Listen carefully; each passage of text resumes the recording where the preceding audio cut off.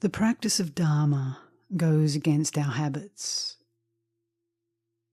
The truth goes against our desires.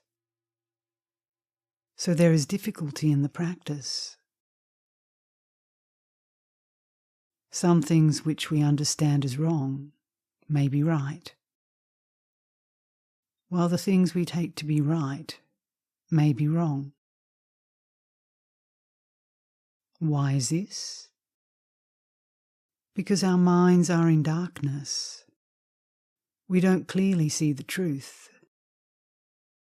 We don't really know anything, and so are fooled by people's lies. They point out what is right as being wrong, and we believe it. That which is wrong, they say is right, and we believe that.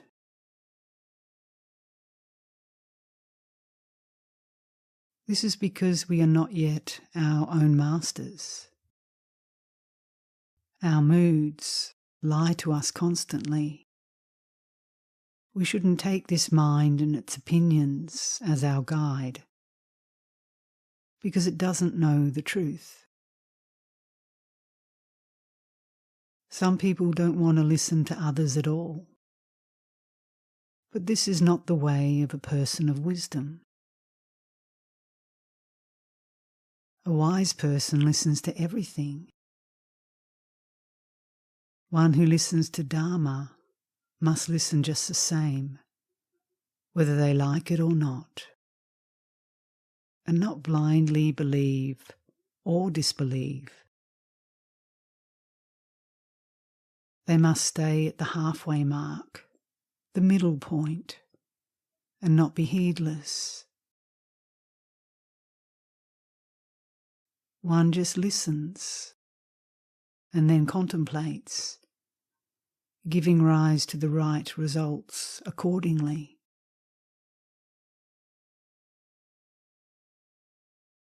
A wise person should contemplate and see the cause and effect for themselves before they believe what they hear. Even if the teacher speaks the truth, don't just believe it, because you don't yet know the truth of it for yourself. It's the same for all of us, including myself. I've practiced longer than you. I've seen many lies before. For instance, this practice is really difficult, really hard. Why is the practice difficult? It's just because we think wrongly. We have wrong views. Previously, I lived together with other monks, but I didn't feel right. I ran away to the forests and mountains, fleeing the crowd, the monks and novices. I thought that they weren't like me. They didn't practice as hard as I did. They were sloppy. That person was like this. This person was like that. This was something that really put me in turmoil. It was the cause for my continually running away. But whether I lived alone or with others, I still had no peace. On my own, I wasn't content. In a large group, I wasn't content. I thought this discontent was due to my companions, due to my moods, due to my living place, the food, the weather, due to this and that. I was constantly searching for something to suit my mind.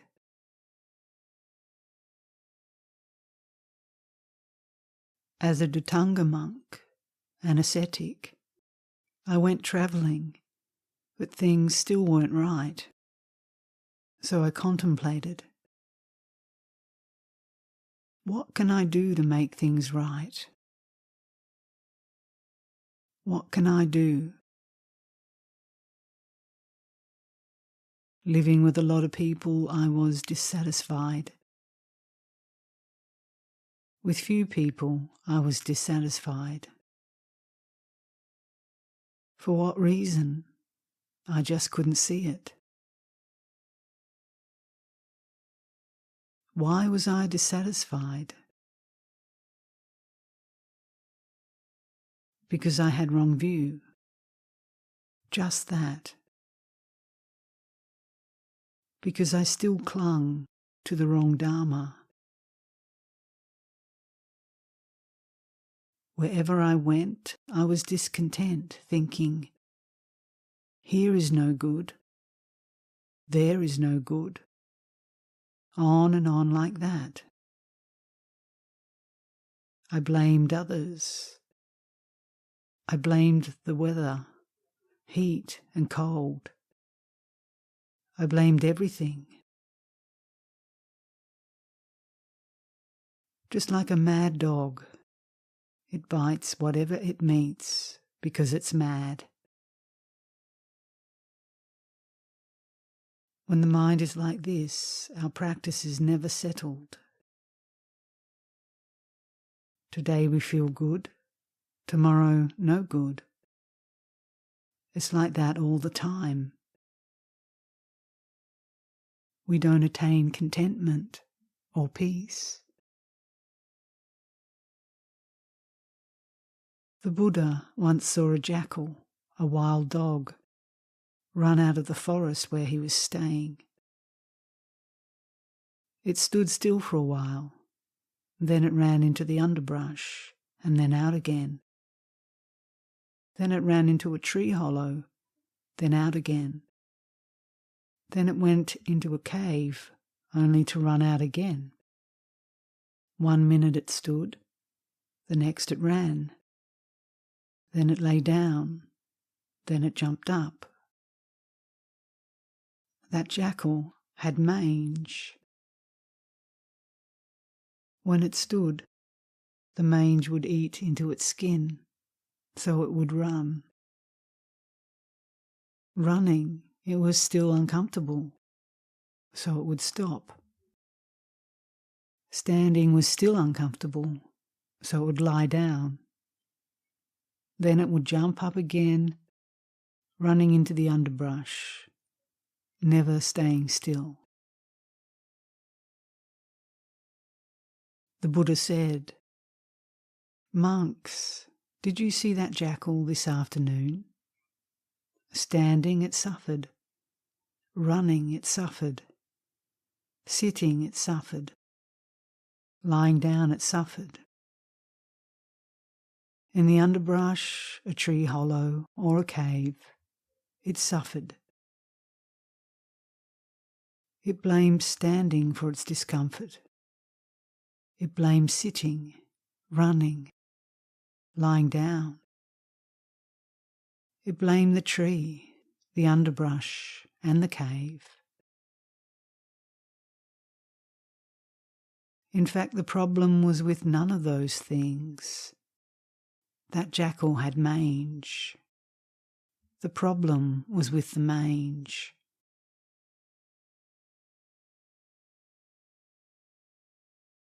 We monks are just the same as that jackal. Our discontent is due to wrong view. Because we don't exercise sense restraint, we blame our suffering on externals. We are just the same as that jackal. Whether we live here in Thailand, in America, in London, we aren't satisfied. Going to live elsewhere, we're still not satisfied. Why not? Because we still have wrong view within us. Wherever we go, we aren't content.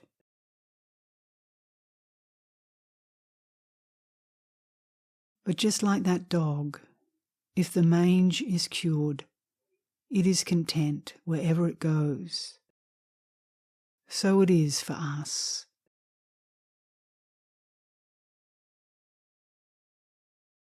I reflect on this often, and I teach you this often because it's very important. If we know the truth of our various moods, we arrive at contentment. Whether it's hot or cold, we are satisfied. Living with many people or with few people, we are satisfied. Contentment doesn't depend on how many people we are with. It comes only from right view. If we have right view, then wherever we stay, we are content. But most of us have wrong view. It's just like a maggot. A maggot's living place is filthy. Its food is filthy.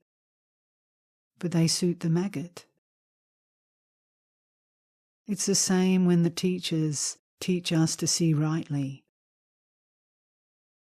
We resist. It makes us feel uneasy.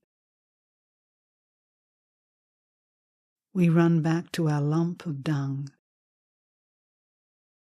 because that's where we feel at home. We're all like this. If we don't see the harmful consequences of all of our wrong views, then we can't leave them. The practice is difficult. So we should listen. There's nothing else to the practice. If we have right view, wherever we go, we are content. I have practiced and seen this already. These days there are many people coming to see me. If I still didn't know, if I still had wrong view, I'd be dead by now.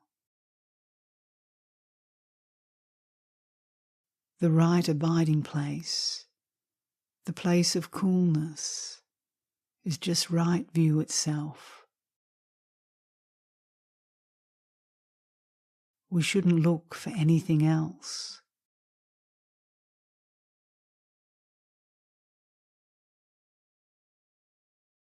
So even though you may be unhappy, it doesn't matter.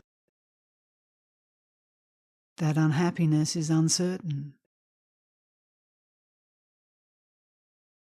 Is that unhappiness yourself? Is there any substance to it? Is it real? I don't see it as being real at all. Unhappiness is merely a flash of feeling which appears and then is gone. Happiness is the same. Is there any consistency to happiness?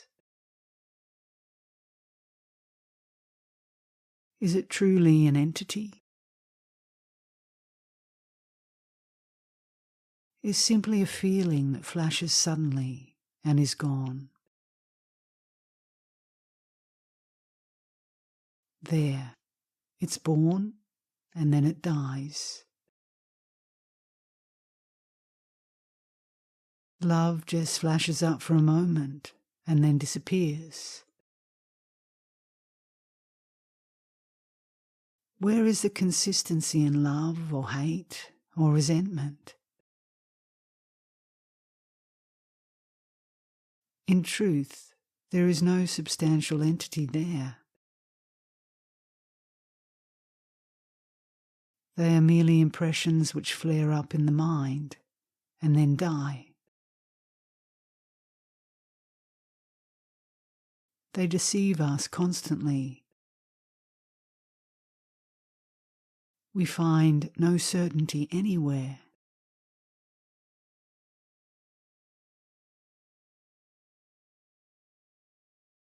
Just as the Buddha said, when unhappiness arises, it stays for a while, then disappears.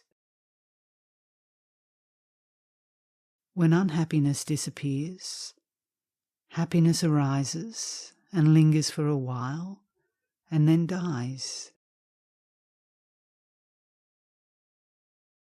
When happiness disappears, unhappiness arises again.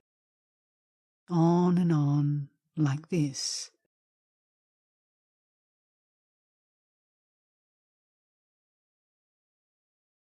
In the end, we can say only this. Apart from the birth, the life, and the death of suffering, there is nothing. There is just this. But we who are ignorant run and grab it constantly. We never see the truth of it, that there's simply this continual change. If we understand this, then we don't need to think very much, but we have much wisdom. If we don't know it, then we'll have more thinking than wisdom. And maybe no wisdom at all. It's not until we truly see the harmful results of our actions that we can give them up. Likewise, it's not until we see the real benefits of practice that we can follow it and begin working to make the mind good.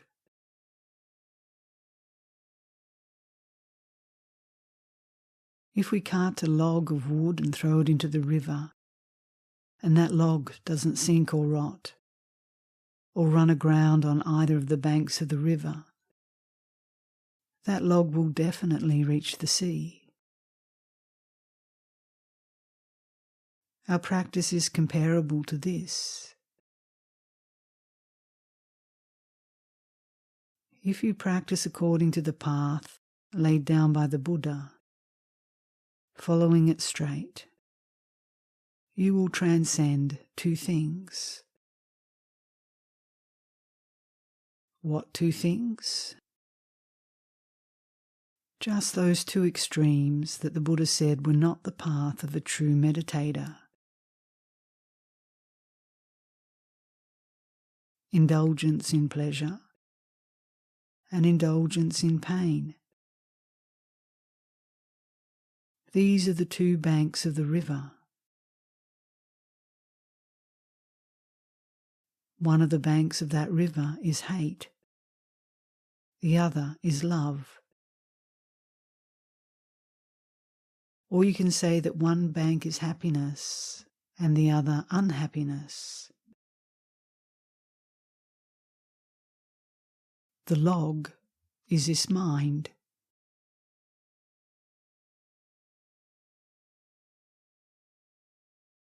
As it flows down the river, it will experience happiness and unhappiness.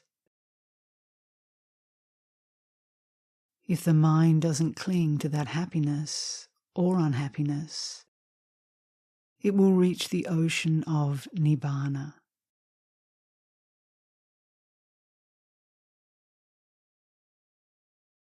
you should see that there is nothing other than happiness and unhappiness, arising and disappearing.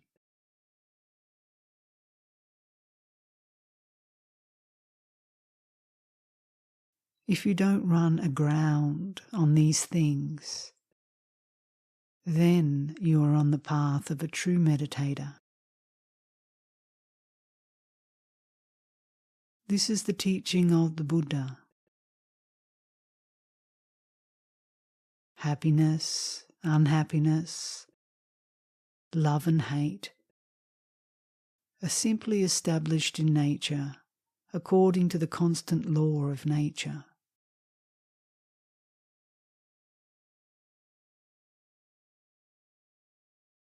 The wise person doesn't follow or encourage them.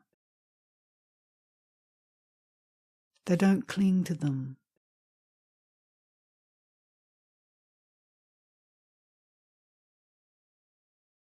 This is the mind which lets go of indulgence in pleasure and indulgence in pain.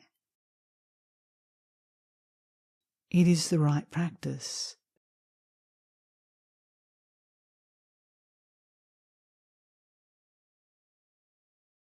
Just as that log of wood will eventually flow to the sea, so will the mind, which doesn't attach to these two extremes, inevitably attain peace.